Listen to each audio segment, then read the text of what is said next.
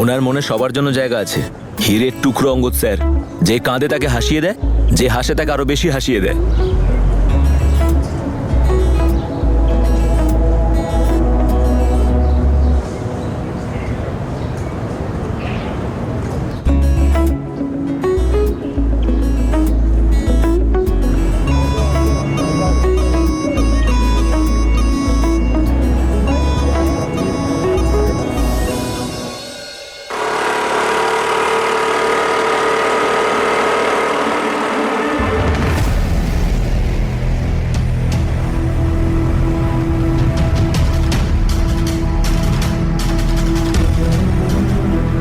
বাড়িতে কি করতে গেছিলিস? তুই বুঝি জানিস না এখন ওটা আমার বাড়ি? এত ইনসিকিউর কেন তুই জেসমিন, যে তোকে বারবার মনে করাতে হয় যে ওটা তোর বাড়ি?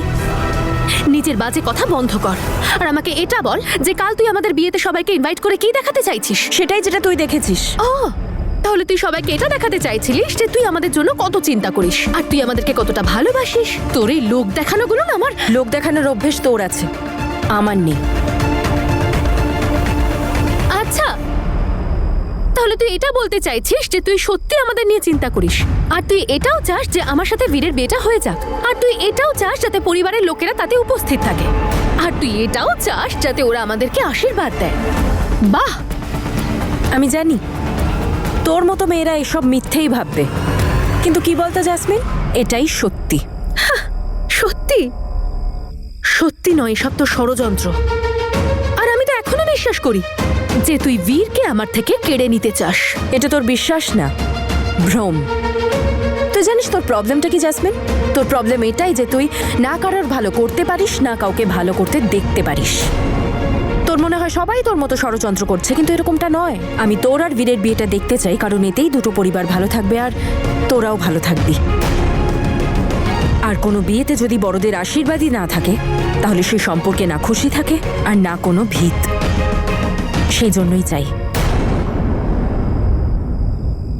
তুই আমাকে যাই বল না কেন তনু, আমি তোর কথা এতটুকুও বিশ্বাস করি না। ভরসা তো আমারও নেই জেসমিন, তোর উপর। কিন্তু তাও আমি চেষ্টা করছি, কারণ আমি এটা ভুলতে চাই না যে তুই আমার বোন। তাহলে তুই এটাও ভুলে যাস না যে বীর শুধু আমার, শুধুমাত্র আমার। বীর কোনো বস্তু নয়, ও তোর আর আমার মতোই একজন মানুষ যে নিজে ভাবতে পারে, চিন্তা করতে পারে, আর তাইও তোকে বেছে নিয়েছে। অন্তত এইটা তো বিশ্বাস কর। আর রইল কথা আমার আর বীরের সম্পর্কের, তাহলে এখন আর আমাদের কোনো সম্পর্ক নেই। না বীর আমার লাইফে আছে আর না আমি ওর লাইফে। আর যত তাড়াতাড়ি তুই এটা বুঝবি ততটাই তোর জন্য ভালো হবে।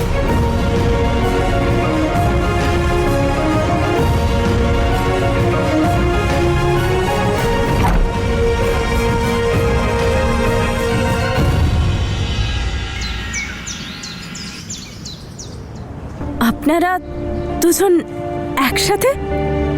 বুঝলি মা, আমরা ভাবলাম যে আমাদেরও ফিট থাকা উচিত। আমার বাচ্চাদের এত বড় একাডেমি রয়েছে। এই একাডেমিটা তো আপনারও বাবা। আর বাবা তুমিও বডি শডি বানাবে নাকি? আরে বাবা, আমি তো আসতেই চাইনি। এই দাদা আমাকে জোর করে এখানে ধরে নিয়ে এলেন।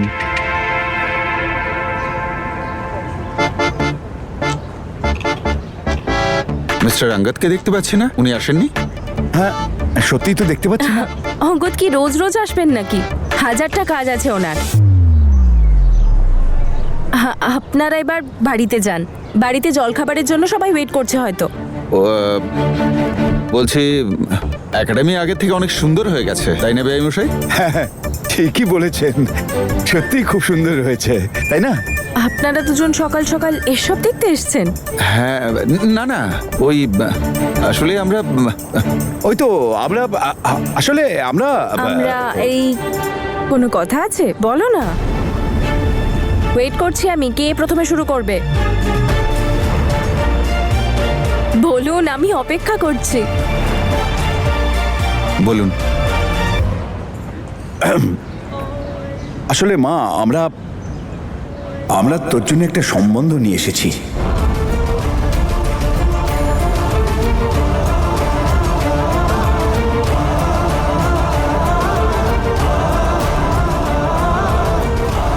দেখ মা, তুই অঙ্গদকে বিয়ে কর।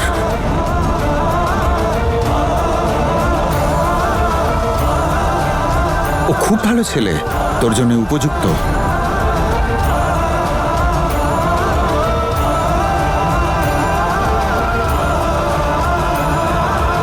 দেখ মা, তুই অঙ্গদকে বিয়ে কর।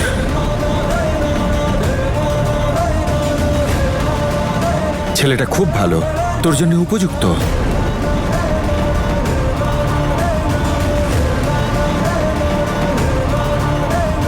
খুব হাসি খুশি একটা ছেলে, বুদ্ধিমান, বিচক্ষণ, লেখাপড়া জানা। আমরা না ওর ব্যাপারে সবকিছু খোঁজ নিয়েছি, একদম ওকে রিপোর্ট।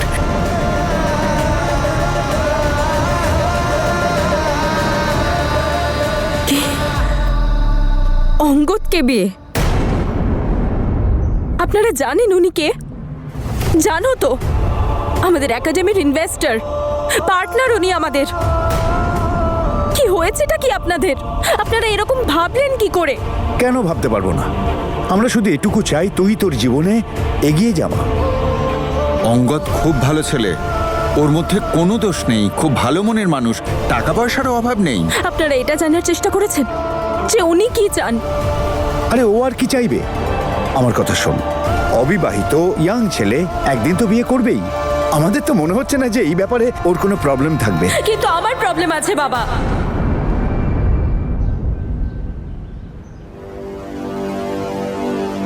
আপনারা দুজনেই জানেন আমার গত দুটো বিয়েতে কি অবস্থা হয়েছিল। আমি আপনাদের বলেও ছিলাম আমি বিয়ে নিয়ে এখন ভাবছি না। আপনারা কেন বুঝতে চাইছেন না? হয়েছিল তো দুটো বিয়ে। আমি জানি বাবা যে তোমরা দুজনেই আমাকে খুব ভালোবাসো, আমাকে খুশি দেখতে চাও, আর সেই জন্য বারবার এই কথা বলছো। কিন্তু প্লিজ বোঝো, আমি নতুন সম্পর্কের জন্য প্রস্তুত নই বাবা।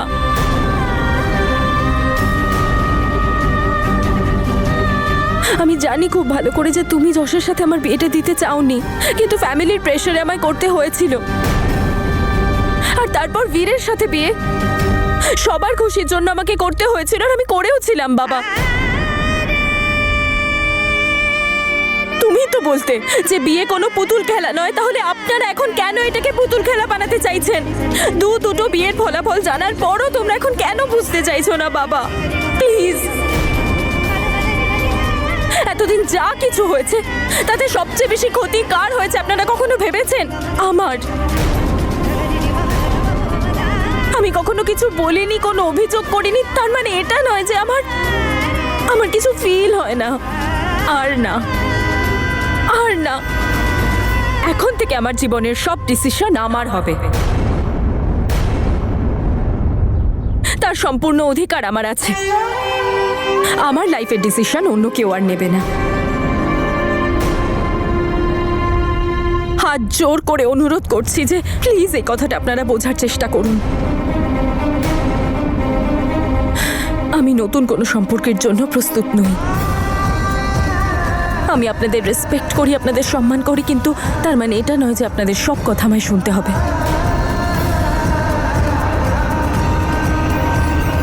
তনু মা, তোর যদি ভাবনার জন্য সময় লাগে তুই সময় নে, কিন্তু কিছু না ভেবে না বলিস না।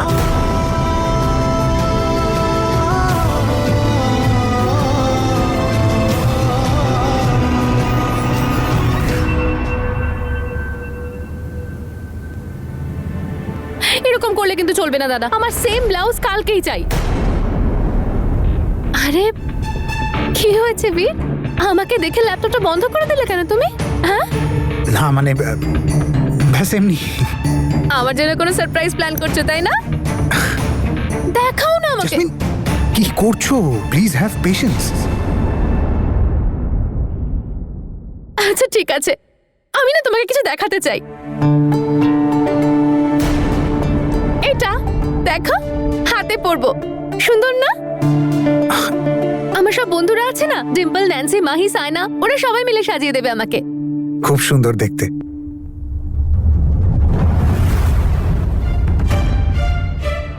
আরে বীর, তুমি এখনো কার্ডসগুলো দাওনি তোমার বন্ধুদের?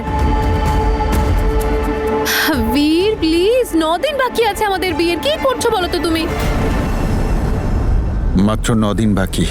আমরা চাই যে বীর আর জ্যাসমিনের বিয়ের আগে তোর বিয়েটা হয়ে যাক। প্লিজ আপনারা আমায় ফোর্স করবেন না, আমি ক্লান্ত।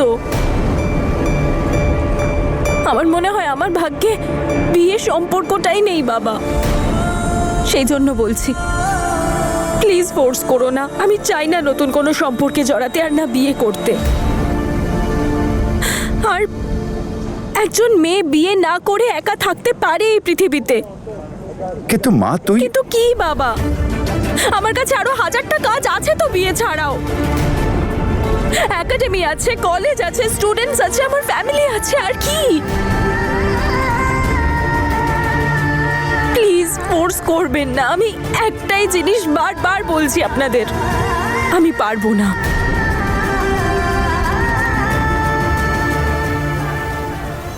আরে তোকে কি বারণ করছি যে কিছু করিস না? তোর যা মনে হয় সেটাই তুই কর, কিন্তু একবার অন্তত তুই অঙ্গদের ব্যাপারে ভাব। ও খুবই সহজ সরল ছেলে, আমার পুরো বিশ্বাস আছে ও তোর আর তোর স্বপ্নকে সম্পূর্ণ মর্যাদা দেবে। আর দেখ, অঙ্গদ তোকে অঙ্গদ বাবা, তোমাদের কি হয়েছেটা কি? আর তোমাদের মাথায় অঙ্গদের চিন্তা এলো কি করে বলো তো? আমরা তো দেখেছি সেদিন রাতে পার্টিতে কত টেক কেয়ার করছিল তোর। আর মা, আমি নিজের চোখে দেখেছি ও তোর গোমরা মুখে হাসি ফিরিয়ে আনে। ও তোর কথা খুবই ভাবে রে। আমার মুশড়ে পড়া মেয়েটার মুখে না ও আলো ফিরিয়ে দিয়েছে।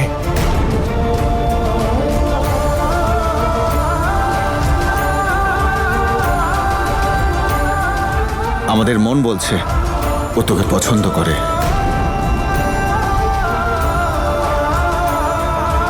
আমরা ভেবেছি যে তোর সাথে একবার এ বিষয়ে কথা বলি। তাহলে বললে তো কথা হয়ে গেল।